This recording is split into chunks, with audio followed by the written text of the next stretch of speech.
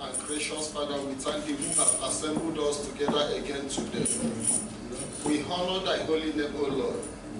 We worship and sanctify thy holy name. Be thou exalted in Jesus' name. As we are about to hear your word, O Lord, we cover this message with the blood of Jesus Christ. We cover your church with the blood of Jesus Christ. We cover your children worldwide with the blood of Jesus Christ. In Jesus' mighty name we pray. Amen. If you are happy, may we hear a louder amen. Amen. The topic of our message today is the two greatest pastors ever.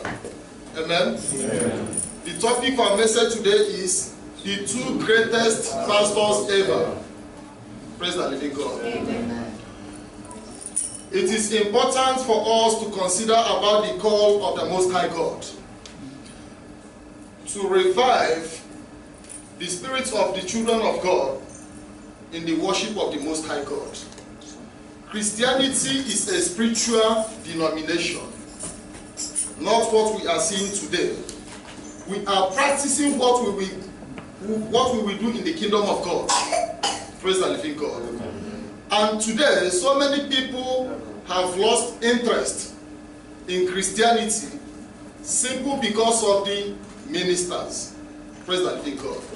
But I would like you to consider the greatest pastors that have ministered here on earth. And when you consider these people, I would like you to understand those are exactly the perfect pastors that God needed, and those that will pastor us in heaven. Praise the living God. Amen. And when you come to understand it that way, you don't need to develop goal-mindedness over what you are seeing, or because of any man.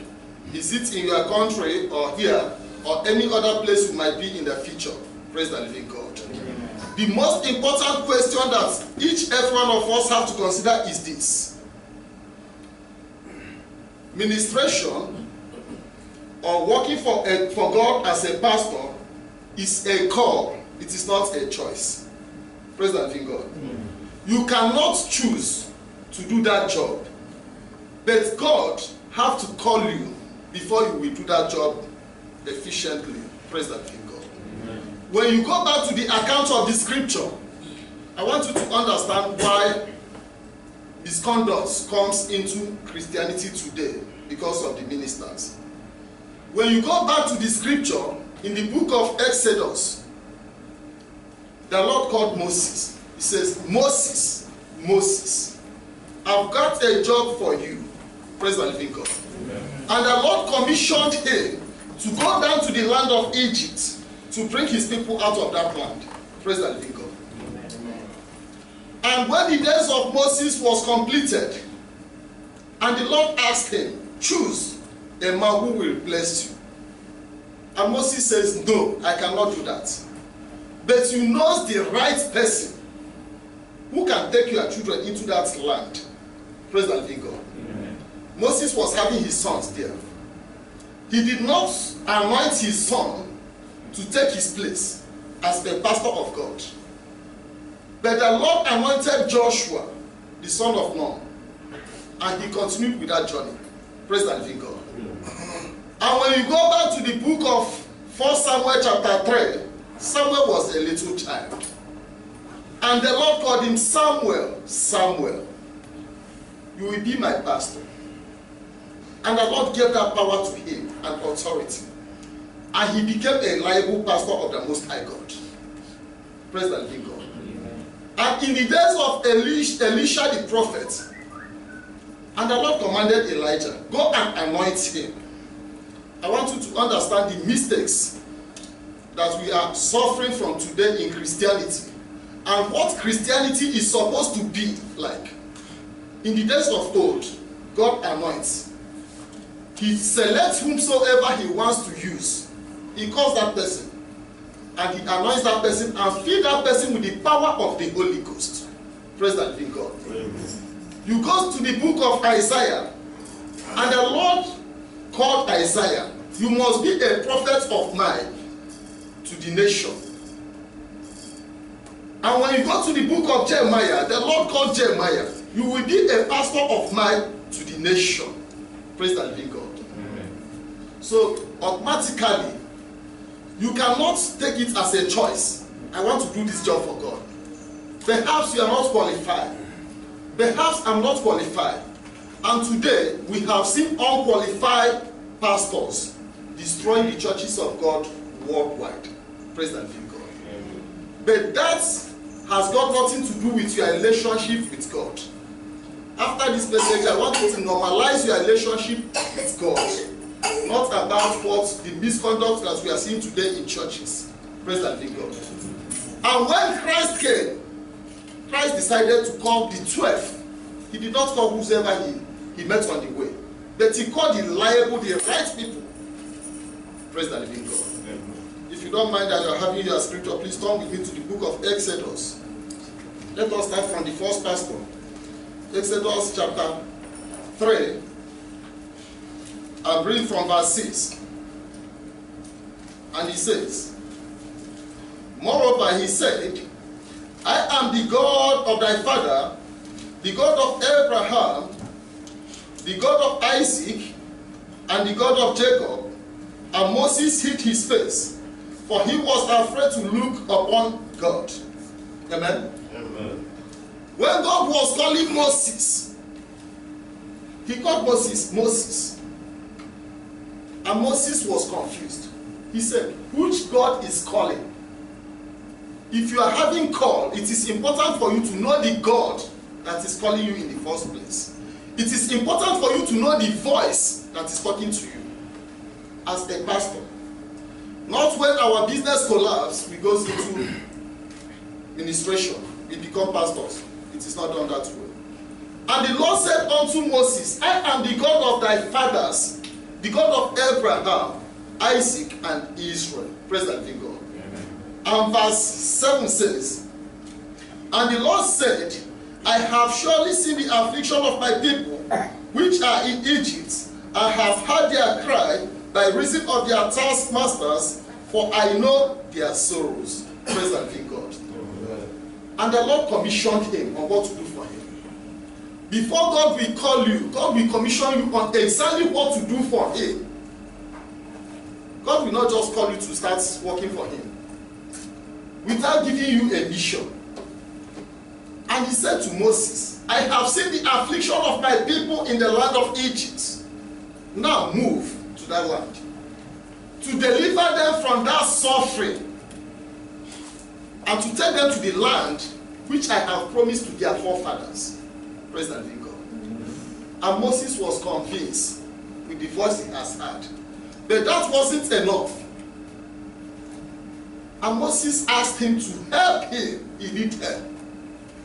You cannot do this job with human mentality or knowledge or ability. It is what needs spiritual empowerment. And Moses said, I need that help so that I can accomplish my mission. Praise the living God. If you don't mind, let us move to verse 12. And verse 12 says, and he said, certainly I will be with thee, and this shall be a token unto thee that I have sent thee. When thou hast brought forth the people out of Egypt, ye shall serve God upon this mountain. Amen? Amen. The most important thing there is this. The Lord said, I will surely be with you. Praise the living God. Amen. Any true messenger of God, the power of heaven must surely be with those messengers. That was why we see great miracles in their days. They performed great miracles. Impossibilities became possible in their days because the Lord is with them. And whenever you are not called, the Most High God will not be with you. The empowerment will not be there. That is what makes the difference between the men of God and those that are not the men of God. The call that is attached. Praise the living God. But today we can understand that people, when they graduate from the Bible college, they decided to be ordained. They decided to be a pastor. And we continue seeing misconducts in the churches. Praise the living God. Because nobody calls some of us Praise the living God. But when you come to understand via scripture that nobody calls such people, you need to concentrate on God, on Christ. The greatest pastor that has ever came on earth here is our Master Jesus Christ. He said, continue looking unto me, the author and the finisher of your faith. Praise the living God. He is the greatest ever. If you don't mind, let us proceed to the call of our Lord Jesus Christ, his purpose here on earth. When you finish understanding the purpose of the ministers of God and come to consider what you are seeing, then it is left for you to normalize your relationship with God and understand that at the last day, whatsoever you commit, if it doesn't serve God sincerely when you are on earth here because of pastors, you will be condemned. That is what the scripture says. But when you try to understand your God in such a situation and normalize your relationship with God and worship God in spirit and in truth, God will grant you the eternal salvation. Praise the living God. Turn with me to the book of Luke, if you don't mind. Luke chapter 4. I'm reading from verse 18. And it says, the Spirit of the Lord is upon me, because he has anointed me to preach the gospel to the poor. He has sent me to heal the brokenhearted, to preach deliverance to the captives, and recovering of sight to the blind, to set at liberty them that are bruised. Praise the living God. Now, contradiction comes. The pastors of today says, most of the pastors says, God is not God of the poor. Or we will not have poor people in the church. But Christ says, I have been anointed to preach the gospel to the poor. And when Christ came to serve the poor, who is the greatest pastor ever, and the pastors of today says poverty is not of God. Poor people should not be recognized. Now when you go to the book of James, and James was asking us, we have despised the poor and we have embraced the rich. Have God not appointed the poor to be strong in this race? Have God not been using the poor strongly in this our religion? Praise the living God. But the pastors today says poor is not of God. But Christ came for the poor, to preach this good news to the poor. And when the scripture says, and Christ was going about doing good, healing them, he's not healing the rich. Perhaps the rich might be in hospitals, but the poor are on the roadside. And those are the people that Christ continue locating wherever they are, healing them. Which means we have contradiction from what Christ has taught us and what the pastors of today are teaching us. Praise the living God. But it is left for you to know your scripture. It is left for you to know your God. It is left for you to know those that Christ has warned us that Antichrist, they will come to destroy the churches of Christ. Praise the living God. And Christ proceeds to say, to heal the brokenhearted. Those are in miserable situation. I want you to understand the real pastors. We have the real pastors. What the real pastors came to do on earth here. Remember that Moses sacrificed his life. He wasn't the richest among the children of Israel in his days.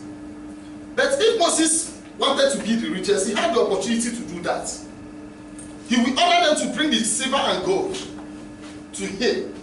But he did not do that. Praise the living God. And today when they enrich themselves and they make the children of God to be poor, hopeless, destitute, such pastors are antichrist. Praise the living God. Sometime, a few years ago, an African pastor came here. He said he took a report to their organization that a man is insulting them. I said, I'm not insulting anybody. But I'm teaching you people what you have not known from the scripture. And the head of them came here. He was sitting here. I asked him, Pastor, did the Bible ask you to be committing sin? He said no.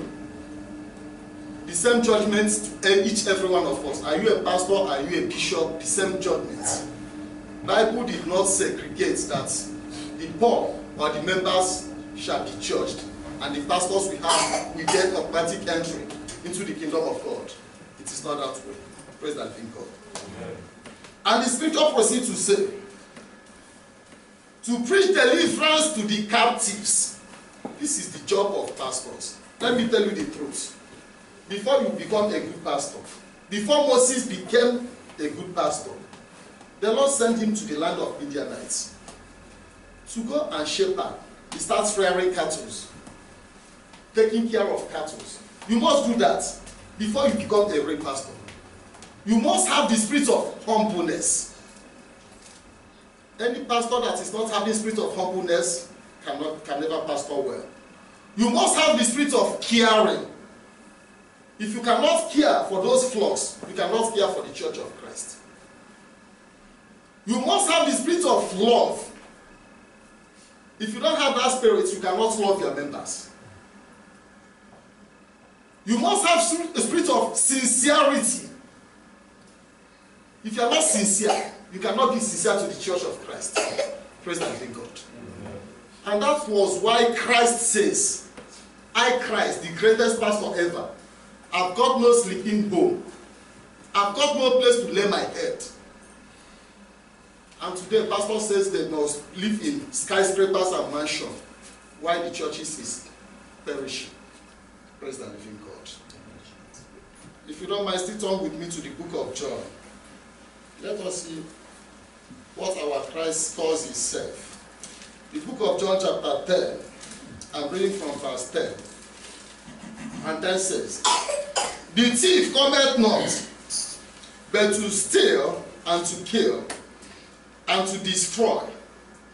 But I am come that they might have life, and that they might have it more abundantly. Praise the living God. Amen. Christ tried to give us a tip about the fake pastors. And Christ calls them thief. He said, the thief cometh not, but to come and destroy, to come and root, to come and enrich himself and devastate the children of God.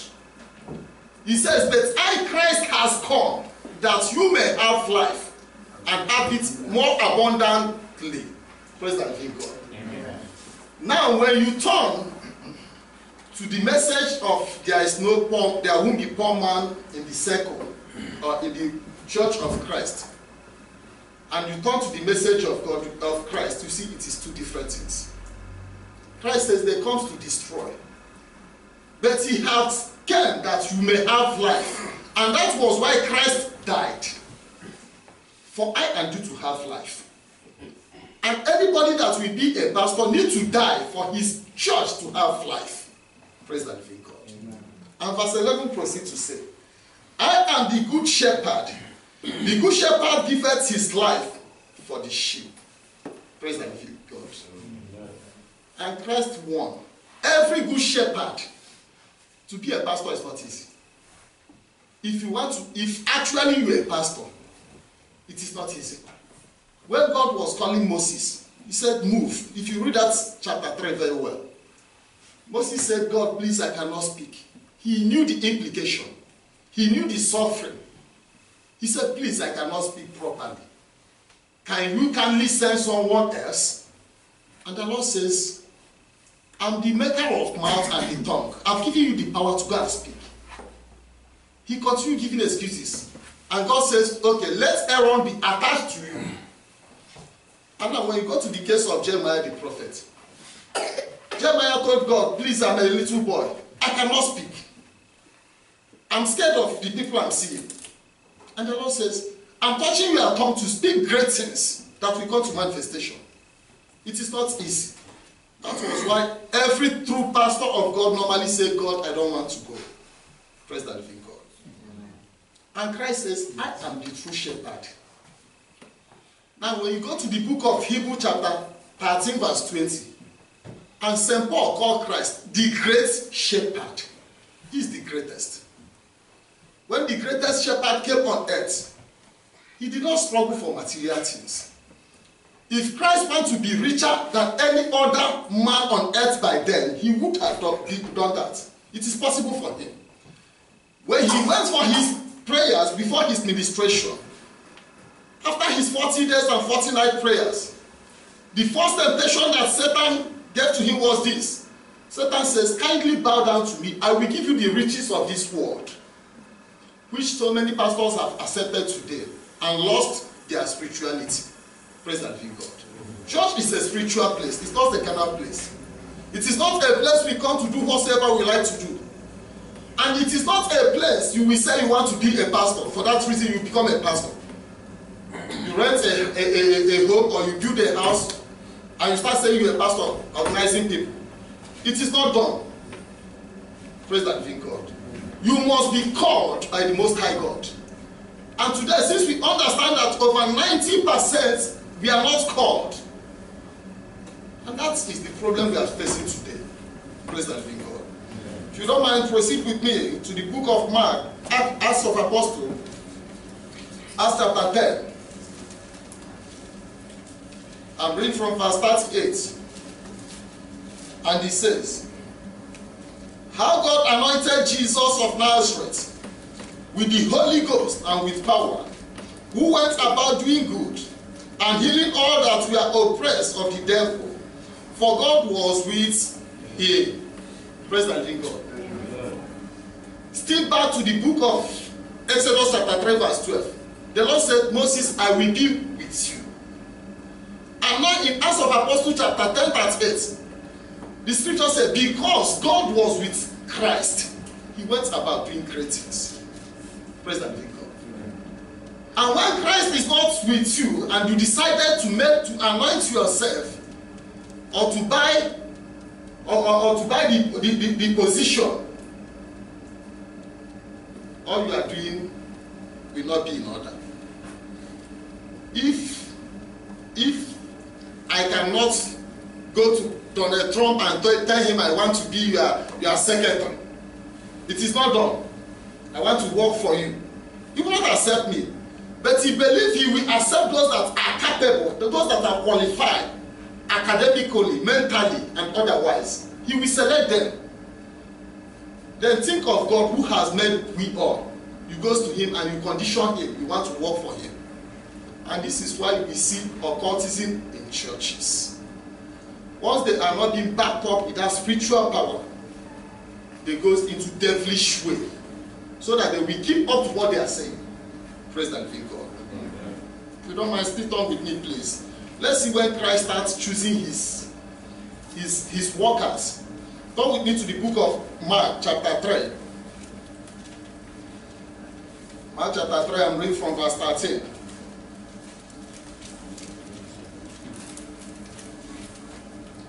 And verse 13 says, and he goeth up into a mountain, and calleth unto him whom he would, and they came unto him. Amen? Amen.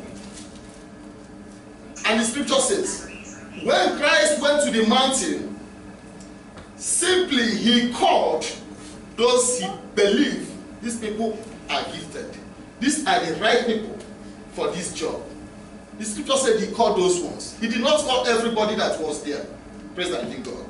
And verse 14 says, and he ordained 12, that they should be with him, and that he might send them forth to preach. He took only 12. He did not start ordaining all the people that were there because they are Christians or because they are the followers of Christ. But those that has been called before the foundations of this world. God told Jeremiah, from your mother's womb, I have known you by name. I have anointed you over what you will do for me.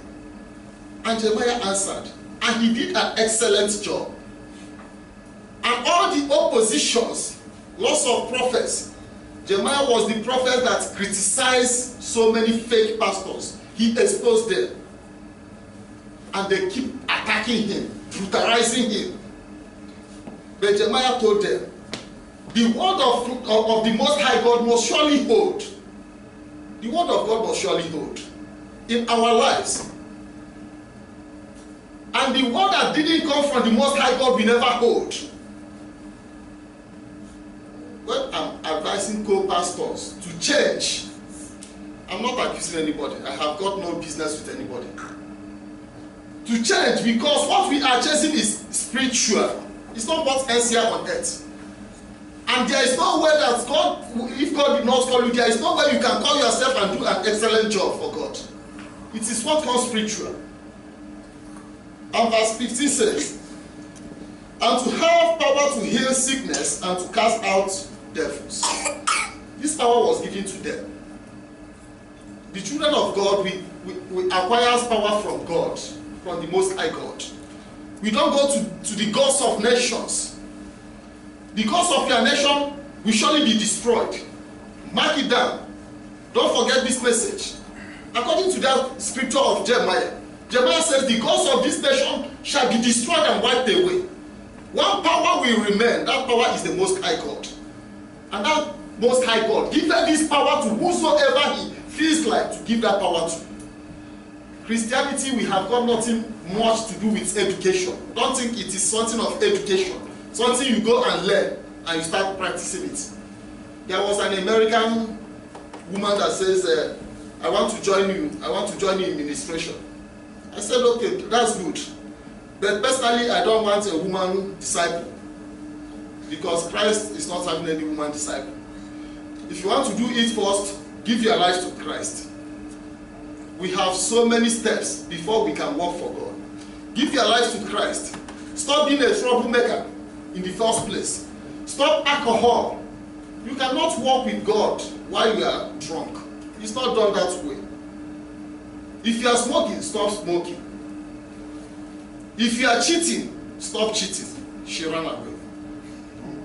I thought I'm just giving you the first steps before I will now tell you the real steps to follow God. You cannot just volunteer yourself, I want to work for God, and God will say, come and work for me. God must call you. Praise the living God. So you don't need to be discouraged about things that we are seeing today. If you don't mind, still turn with me to the book of Matthew chapter 16. Let us see the commission of Peter. What Christ commissioned him. This is what you will do for me. Every one of us that God has called, God must commission you to what to do for him. I'm reading from verse 18. And he says, and I say also unto thee, that thou art Peter, and upon this rock I will build my church, and the gates of hell shall not prevail against it. Amen? Amen. Why I'm crying and shedding tears is nothing but the great sacrifice of the true pastors of God. These people sacrificed their life. As we heard from the history, Peter was killed. He sacrificed his life over rebuilding the church of Christ on earth. He established it. And today I'm shedding tears the way pastors are destroying the effort of these great men. What we see today, the way they destroy it. And today nobody even believes in God. I saw among the pastors, some of them are magicians. Coming to bed pastor. They carry their Bible and tell people just believe. Some of them are occultic. They carry their Bible, they jump on the podium, they say believe. Some of them are cheaters. They bring Bible, they say believe. Some of them are adulterers, and they are looking the sisters they are sleeping with, and they say just believe. I start shedding tears. I became discouraged totally. How can we make the kingdom of God with such steps? But as I continue saying, it is personal. Last day, our judgment is personal before God. And Christ said to Peter, upon you I'm establishing this church, that the gates of hell will never prevail. And today our generation wants these gates of hell to prevail. When God has left and deserted the church because of our misconduct. Praise the living God. But I and you, we still have chances to make the difference. In case if you are called, do it in the proper way. I've seen so many young Africans when they came to this land because they cannot walk because of laziness. They say, I'm a pastor. If you are a pastor, remain in your country. And if your country is sending you for a missionary journey, let them send you to that church that they wanted you to go to. Directly, we know you are a pastor. But if you come here, the house you are called. If you come here and God called you, it's good. Do it. They do it the right way. I remember a few years ago, when we were in Seoul, when you say you are a pastor, the Koreans will honor you so much. They will bring you into their home, just for you to pray with them. If you have any financial need, they will help you financially. With huge amount of money. But what happens? After that, they start dictating that, pastor, when they bring in pastor to pray for them, pastor sleep with their wife, pastor sleep with their daughter, pastor take their money again. They start wondering, is this the same type of pastor that we are reading from the scripture? And today, when you tell a Korean man, God bless you, you say, no. Praise and thank God. Evil and atrocities in the highest level. And now we believe, some of them says, learn how to speak in tongue. I know the challenges, the battle I have been engaged into. But I thank God Most High, who has never let me down. A pastor called me, he says, there is power. They will go and do something and they will have power and give me. I said, God forbid. I need the power that comes from the Most High God. If God has called you, he said to Moses, I will be with you. He gave Moses the power, authority and dominion. And Moses was successful. And then why do you think that a power from demonic kingdom can overshadow the power of Christ? Praise God. And if you don't mind, let us go to Acts of Apostles to see the commission that our God commissioned St. Paul. Turn with me to Acts of Apostles chapter 26. I'm reading from verse 16. Acts of Apostles chapter 26, verse 16 says, "But rise and stand upon thy feet, for I have appeared unto thee for this purpose, to make thee a minister and a witness, both of these things which thou hast seen, and of those things in which I will appear unto thee." Amen. Amen. When God was calling St. Paul, we know very well his accounts, his chronicle with St. Paul. And Christ said to him, I'm making you a minister. As I told you earlier, you cannot just make it as a kind of a choice. I want to do this. But Christ talked to him directly. Rise to where I will send you to. Because I'm making you my minister. Who will minister for me? Who will be my pastor? Praise the living God. And verse 18, if you don't mind. Verse 18 says, to open their eyes and to turn them from darkness to light, and from the power of Satan unto God, that they may receive forgiveness of sins and inheritance among them which are sanctified by faith that is in me. Amen? Amen. This is the commission of Paul. And Christ commissioned him. He says, to open the eyes of these people. So many pastors say I should not say things publicly. Why should I say things publicly? Are we in secret society? I have to say things publicly so that the eyes of people shall be open. And Christ said to St. Paul to open the eyes of these people and to deliver them from darkness to light. The most important mission of the people of God, or the messengers of God, is to deliver the children of God from darkness. Some of us are in darkness without knowing that we are in darkness. I was in a house fellowship yesterday with some young brothers. One of the brothers said, Pastor, it's like anytime you are preaching, it's like you are just talking to me. Someone have told you what I used to do. I told him, my brother, listen to me. I have no time. 6 days in a week, I'm always occupied. I don't even call people, except on emergency call. I don't know you. Who is telling me things about you? He says the problem is the cigarettes and alcohol. I asked him, is it good for your health? He says no. But because the church that he has been attending tells them that things like that is okay. They thought, most people don't even know what they are doing.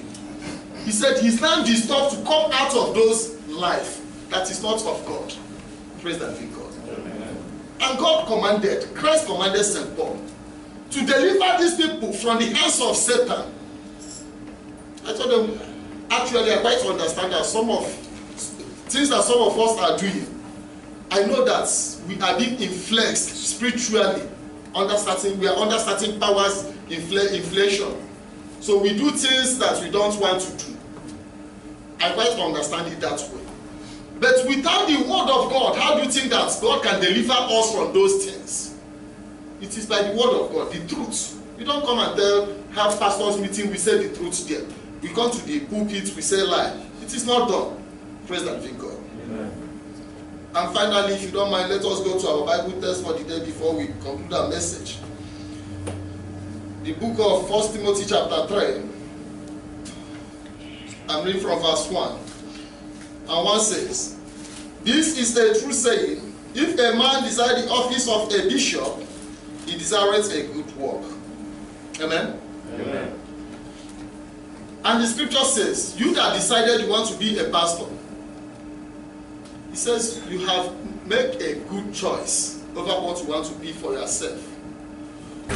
But he says, verse 2, he says, a bishop then must be blameless. Anybody who wants to be a pastor, you must be clean. As we acknowledge, Moses was clean.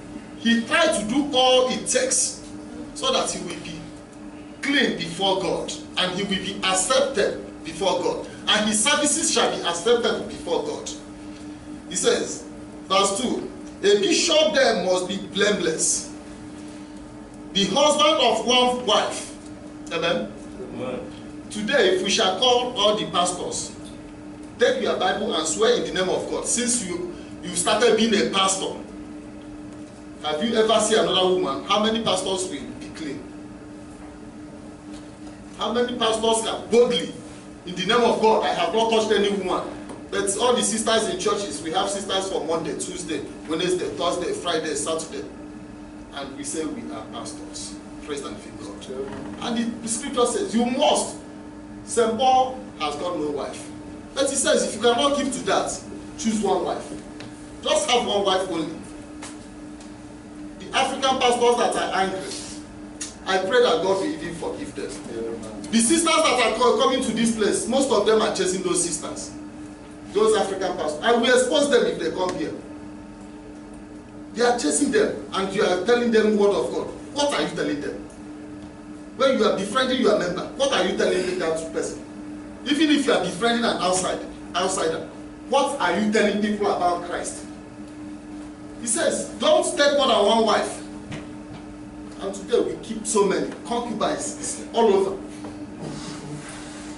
And he proceeds to say, vigilant, sober, of good behavior, given to hospitality, apt to teach. Praise the living God. If you are not having a good life, when I was asking them yesterday when we are in house fellowship, I go to club with you, I smoke with you, then what do I come here to teach you? I go out with you, we commit series of sins that is not of God. Then why should I come here to stand and start teaching you? But you see those criminals, when they finish doing what they are doing, they still come to the altar, they start preaching. It is not acceptable. So when you want to be a pastor, okay, these are the conditions. Try to keep to these conditions. Be a good person in the first place.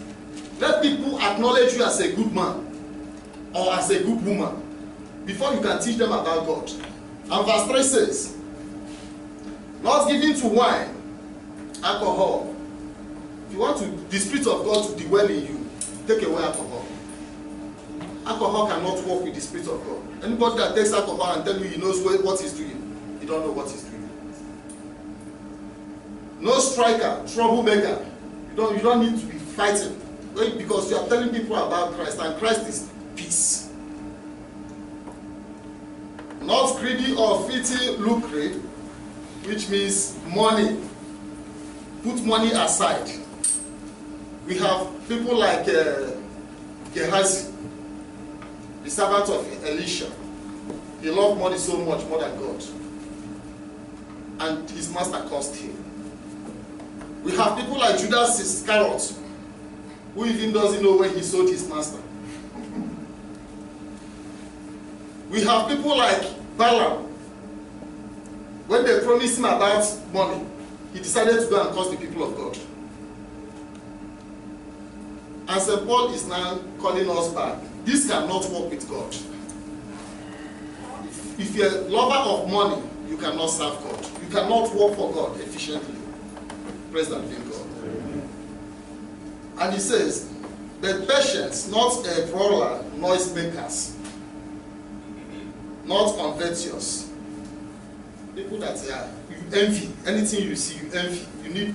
This is for Oscar, you need it. This is for Chisholm, you need it. It is not for God. We have qualities, we have steps that we take to go into this kingdom of God.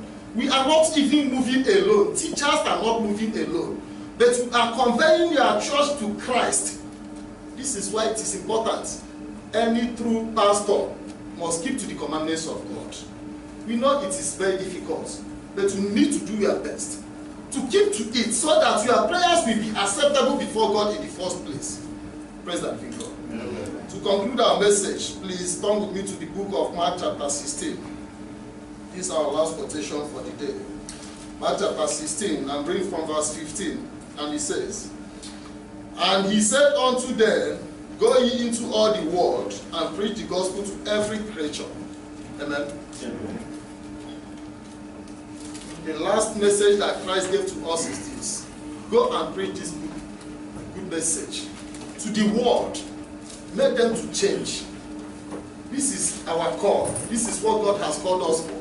God has not called us to be richest on earth here. Because as I told you a few weeks ago, all the riches of this earth we drop here on earth. We are going home with nothing. When we are going back to our Mecca, we are going empty-handed. As we came, that is how we are going back. So it is not important for you to start accumulating these riches. The poor, we see how the poor suffers, no help. But when we read from the book of Acts of Apostles chapter 4, verse 35, it says, when the donation was made at the feet of the apostles of Christ, people sold their land, they sold their houses to promote this great Christianity. The money was brought before these apostles. The apostles did not take any of this money. But they start rationing this money. They share it to the poor according to your need. This is what the scripture says. If St. Peter, St. Paul, and the rest of them, if they will assemble that money and share to people, look at our little children that has got nothing. Who is helping them? And how are we helping them? But we continue asking them to bring tithes and marriage. And most people, their problem is to get married. And because they have no money, we don't even think of that. To help them to get married so that they will stop committing adultery and fornication. I pile up the whole money and I'm married. Those that are homeless, nobody cares for them. You see, one boy he said he has called. God called him. This story happened in Benin Republic. They said, God called you. He said yes. He was thinking they will make him pastor there. They said, okay, we are ordaining you as a pastor. Now they sent him to a village in Nigeria, very far away. He went there first year, second year. He dropped his Bible there, came back to start his business. They asked him, are you not God? He said, no, that voice is a mistake. What he needed is just the money. What over 90% needed is just the tithe money. And when we read Bible very well, there is no place that Bible say you must pay this tithe. It is left for you to pay your tithe if you are blessed. And for me personally, why not consider the orphans? Consider the widows that are by your side. People that are, some of them don't even eat before going to bed. We forget them. Praise the living God. So many things have went wrong, but it is left for I and you to bring it back again as it was in the beginning. May God bless you in Jesus' name. Amen.